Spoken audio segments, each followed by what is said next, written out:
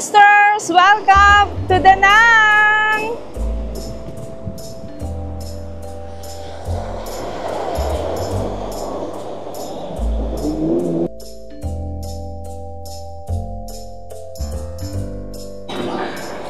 Wait!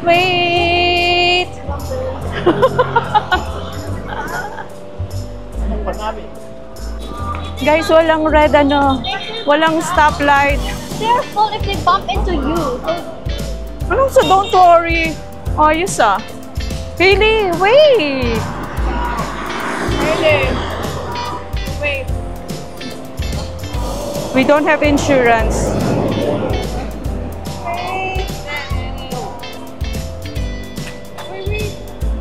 Guys, tawid kayo on your own risk. Dali kay.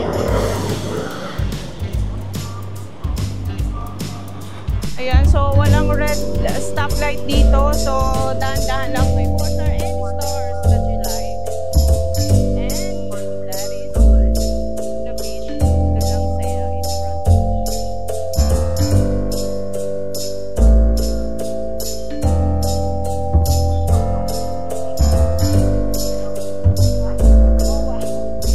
Oo nga, parang nasa MOA. Di ba parang yung sa sa may feeling ko talaga parang Rojas Boulevard. And kung sa Guam, yung parang sa Guam na doon yung beach area nila, gano'n na gano'n ang feeling.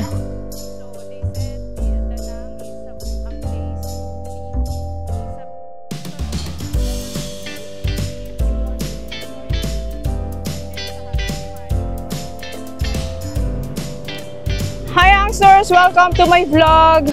So right now, we're here in Da Nang City. We just came back from Hoi An. Di bali, 3 days kami sa Hoi An, and then dito naman sa Da Nang, we're also going to spend 3 days and then going back, and then we will go back to Taipei. So, masasabi ko lang sa Hoi An, very siya, relaxing. May ibang-iba dito sa syempre dito sa Da Nang, which is a swimming area or beach area siya. And ang daming hotels, as in naglalakayan yung mga hotels, nakakatuwa. So, I suggest kung pupunta kayo rito sa Da Nang, make sure na magi-stay kayo ng mga 2 or 3 days sa Hoi An. Just to to feel yung vibe nung old town, kasi maganda siya, especially sa shopping.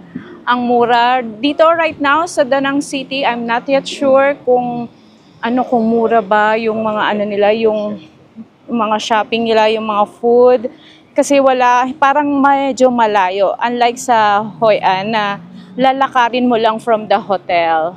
And see that, those are mga hotels yan, tabi-tabi yan. So, sipagan nyo na lang pag-search sa sa Google kung anong hotel ang gusto nyo. 5, 4, 3, or 2 stars, lahat yan meron dito.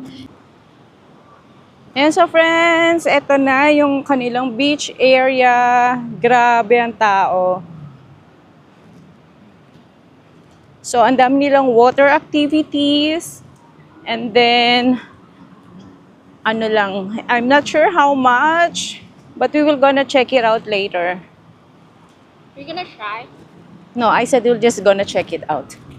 So, ayan, medyo mahangin. So parang malakas-lakas yung alon.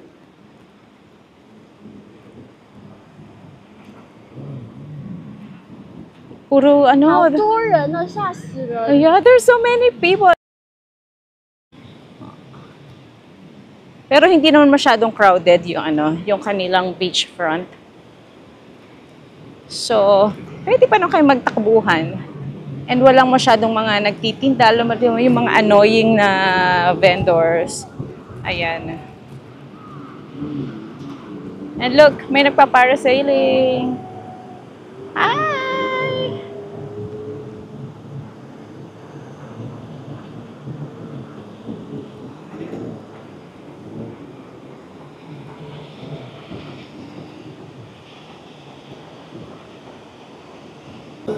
So, kitang-kita nyo naman yung alon, medyo ang lakas. So, I don't think if it's suitable for non-swimmers.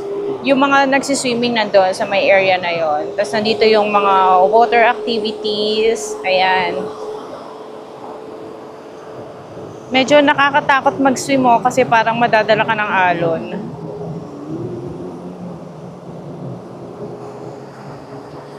But if you can see from here, nandun yung ayun, nandun yung marble pagoda, yung white marble, nandun, tsaka yung, basta yung marble, kasi ayun, nakita ko yung pagoda. So, malapit lang siya kung titignan. But, they said, daw, mga 20 minutes ang pagpunta dun.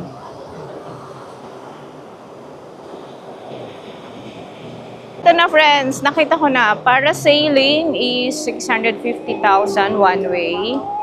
Ayan. One way. One way, 2 packs. Paano kaya yung one way? Hindi na kayo ibabalik dito. Hindi, I don't know. So, banana boat is 1 million. Okay. So, paki-ano na lang, ha?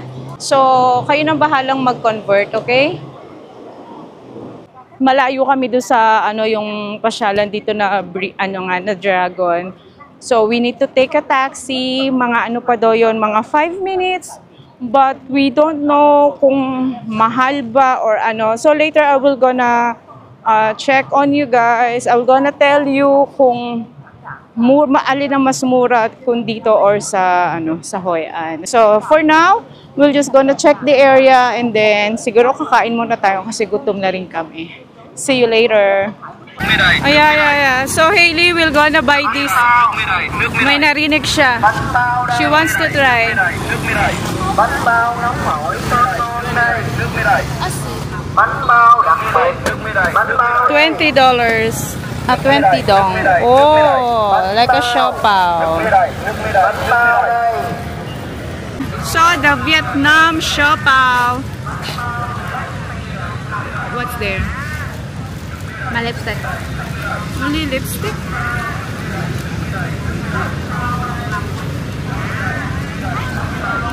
Oh, show inside. Ayan, may gulay. There's vegetable.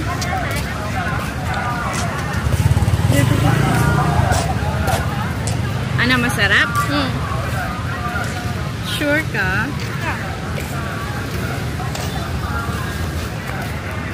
Yeah, so nag-enjoy naman si Hailey. So sabi niya masarap daw. Try nyo pagdating nyo dito sa Da Nang.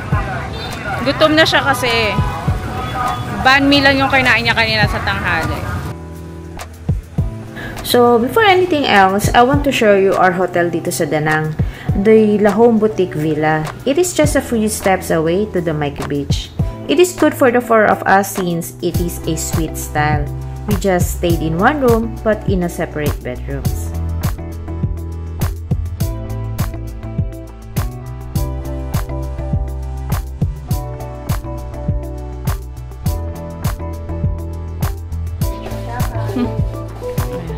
So this is their ZR.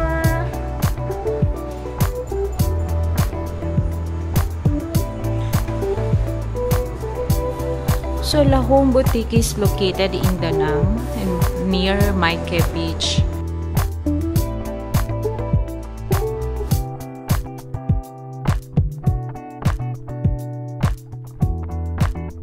And we got this through agoda.com for 9,400 for 4 days and 3 nights. So ano siya, 2 bedrooms and hindi kasama yung yung breakfast dun sa nakuha namin. Pero okay na kasi 9,000 for 4 days, 'di ba? Pwede na.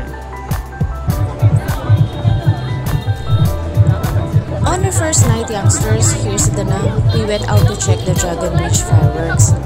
There is a night market nearby, so nag-ikot-ikot muna kami. Bumili ng mga pasalubong, and after that, we looked for a restaurant. And we found this bar. It has a good view of the bridge. We didn't try to go near the bridge na kasi youngsters, nakakatakot tumawid. There's no stoplight. Ang bibilis ng mga sasakyan. Baka masagasaan pa kami. Okay na rin, dito lang kami from afar. Because look at the view, maganda naman siya. Overlooking at the Han River.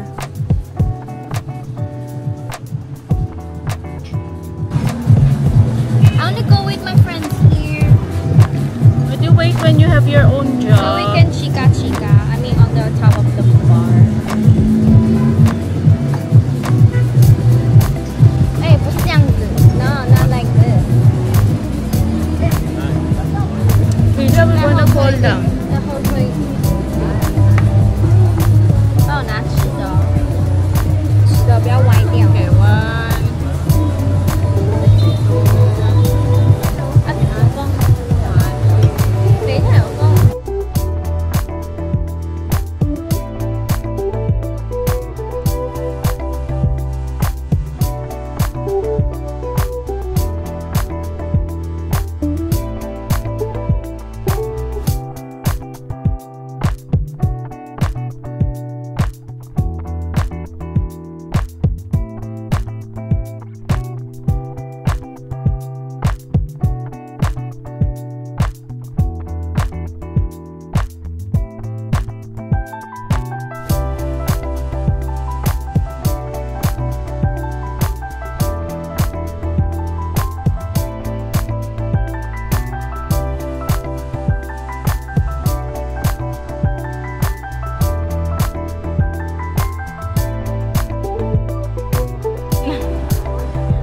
Masyado kayong mainipin. Yeah.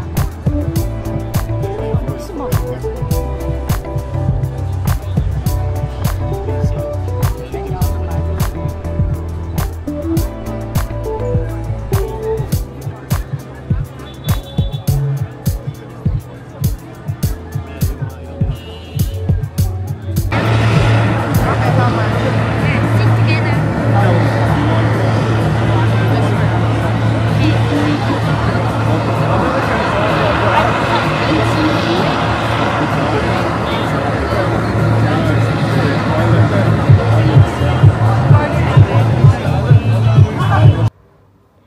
Hi friends! Welcome! So, nandito na tayo sa hotel ulit and we just came from the Dragon Bridge to watch the fireworks daw.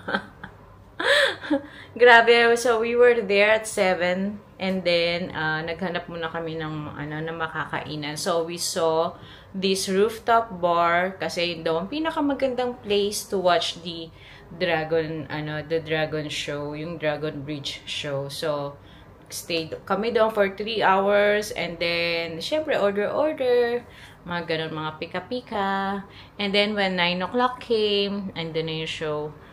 So guys, na lang, if ever na makikita nyo yun sa mga yung mga itinerary, I suggest na wag na lang puntahan kasi wala ang corny. Ano lang talaga, yung alam mo yun, yung pagkabuga niya ng apoy. Wala na. Tapos, wait ka ulit ng ilang minutes, bubuga ulit ng apoy. Then, wala na. Tapos, naman, yung pinakahuli niya is yung nagbuga lang siya ng water 3 times. So, parang ang corny. Natawa na nga yung mga kasama naming foreigner doon, yung mga katabi namin sa table.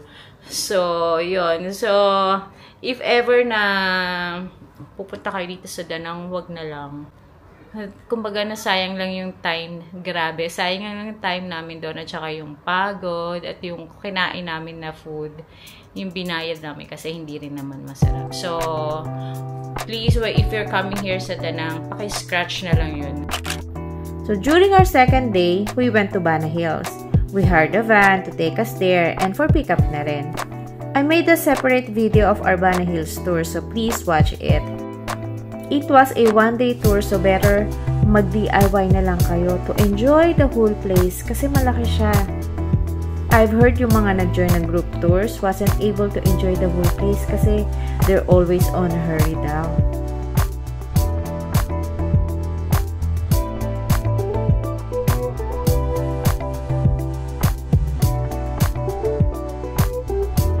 Friends, before we end the night, we're going to celebrate Hailey's birthday here in a local restaurant.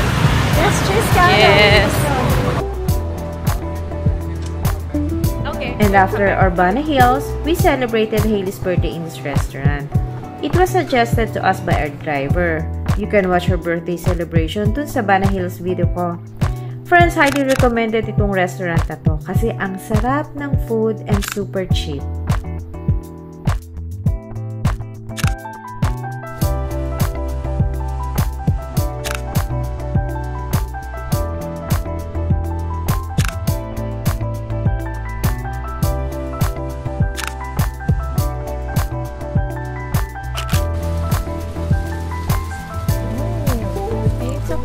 So youngsters, on our final day, there was a typhoon in Vietnam. So we weren't able to go on a tour. Sayang no? Dapat pupunta kami sa cave at Marble Pagoda. But instead, we just asked the driver to take us shopping. And we were able to bought some pearls, silk clothing, coffee at mga oils. Look, ang dami naming nabili kasi ang sabi ko nga, ang mura ng bilihin. And after that, we just had a brunch at Tepcon. As usual, the driver recommended it to us. And once again, ang sarap ng food and cheap. In-enjoy na namin ang last time na makakain ng authentic Vietnamese food. And after that, we went back to our hotel, took a rest, and packed our bags. Kasi it's time to go back home.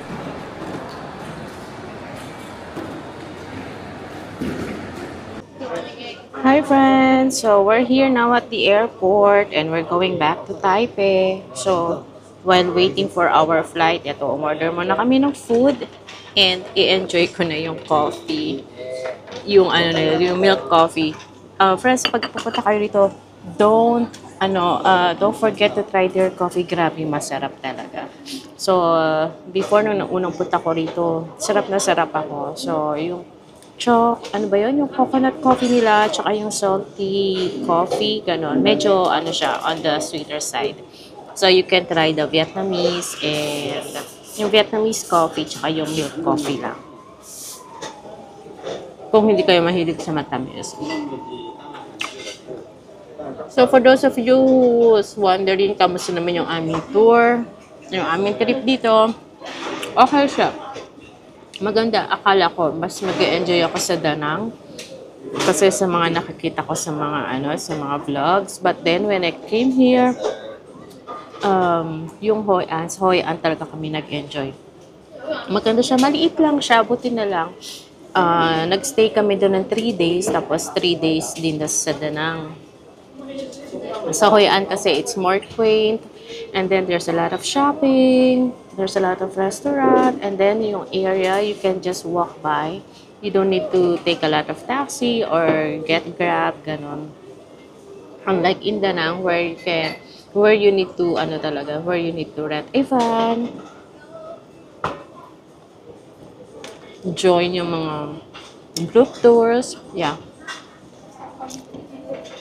But puti na lang talaga, we're so lucky kasi we were able to meet someone. Yung nawala kami sa may coconut boat. And a Vietnamese guy helped us to book a Grab. So, he's Mr. Hong. And then, after that, we eventually keep on touch. So, ayun, so from all our, yung 2 days, 3 days namin sa Da Nang, he's the one that took us everywhere. So, I very recommend this guy. Kaya, I will gonna put his number on the description box below. You can contact him if you're coming here sa Da Nang. So, and then, and he's so thoughtful. Grabe, nagulat kami kasi he gave Hailey a cake. Tapos, nung nag-celebrate siya ng birthday niya. And then, when we go home, it's time for us to go to the airport, binigyan pa niya kami ng special gift. So, thank you so much, Mr. Ho. And, ayun nga, as I've said, if you want to come here, you can contact him. And definitely, very, recommended for you.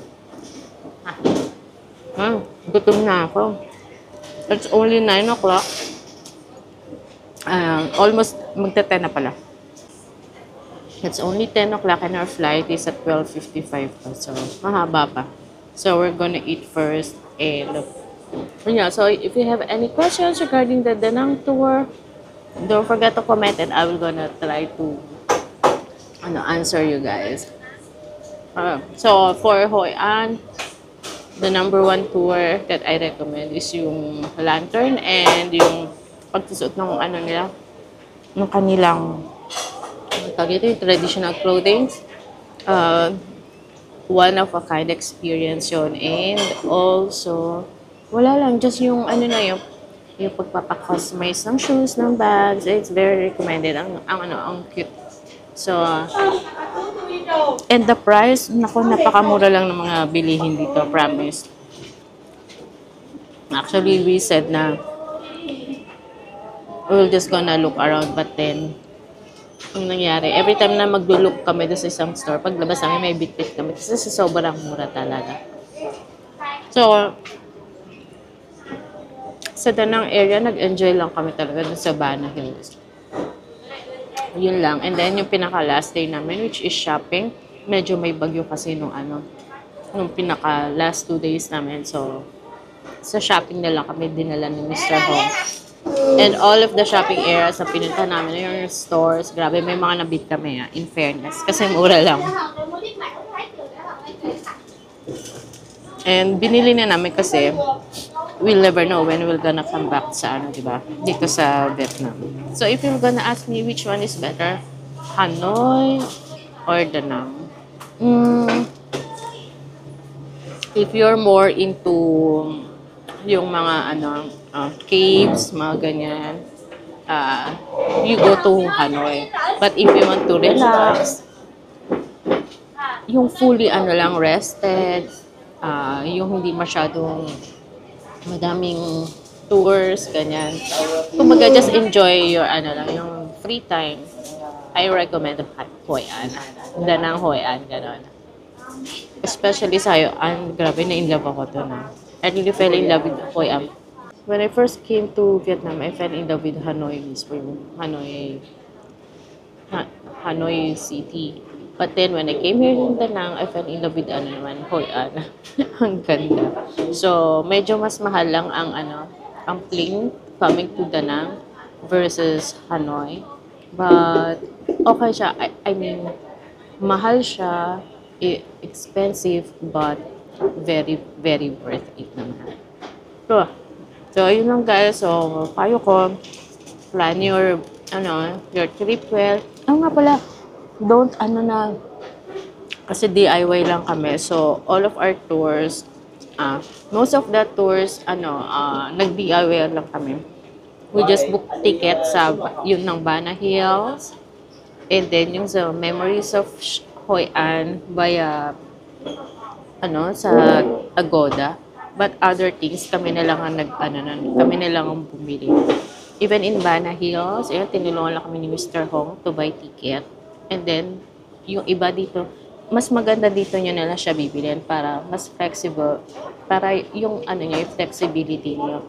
Kasi sometimes yung weather, sometimes, nag-iiba yung plan niyo. So, mas maganda dito nyo na lang bilhin yung mga nyo, yung mga tickets or yung mga entrance. Thank you for coming with us. So, I hope nag-enjoy kayo dito sa tour namin.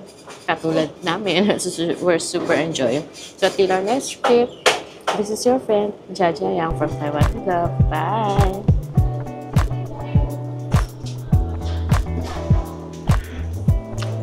Drink muna tayo Vietnam coffee.